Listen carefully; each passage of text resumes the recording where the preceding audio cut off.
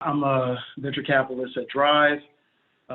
We're a large shop here in the Midwest, and I sometimes think that the Midwest gets forgotten for the amazing pool of talent, the economic power filled with large corporations, and the core industries that make our nation work are located here. But unfortunately, it's also home to some of the largest concentrations of segregation in the United States. Of the 8 most segregated cities in the United States, 6 are in the Midwest. 5 of the 6 metropolitan areas in which concentrated poverty among Blacks exceeds 40% are also in the Midwest. As Terry was mentioning earlier, these realities are rooted in segregated systems and policies like redlining, which divide entire communities from economic opportunities even today. For example, my parents were born when redlining was very much still legal. As I grew up, I saw persistent reminders that I wasn't fully valued. And as I matured, this created discomfort around classmates and colleagues. We talk about pattern recognition a lot, and the pattern that I recognized that every time I got closer and let my guard down, I felt burnt. In college, upon winning a video game, I was called the N-word by a white roommate who lost and felt it was not my place to win.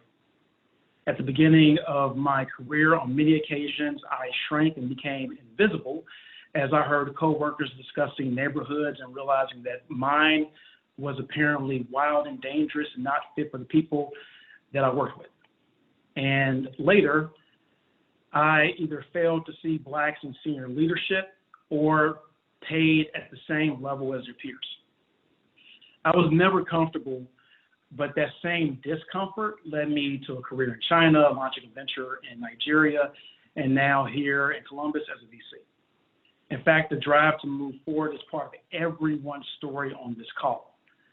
One of my good friends, a former track star and current banker, describes the race that we run as like being in lane 8 with a weight vest and cement boots.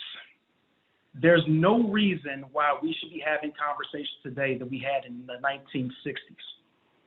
The failures of systems aren't going to be corrected until we're honest. The kind of intellectual honesty that directly addresses the bias that we are bringing in the room, in our lives, in our work, and in how we make decisions. And now, while national policy matters need to be addressed, I think a great opportunity here is for firms on this call to consider their roles in addressing diversity and inclusion on independent board seats with hiring, talent management, and mentoring, not only for your firm, but the portfolio companies you invest in. You need to track diversity metrics and work towards measurable goals, and then create supportive environments full of high expectations that all investors can rise to. So let's work with local city councils to promote anti-racist policies, which is an activity the Drive is involved in. Let's do more with founders so that there are no surprises for what is and what is not venture. Let's craft a public commitment and a plan to reshape this industry. Thank you very much for learning and listening.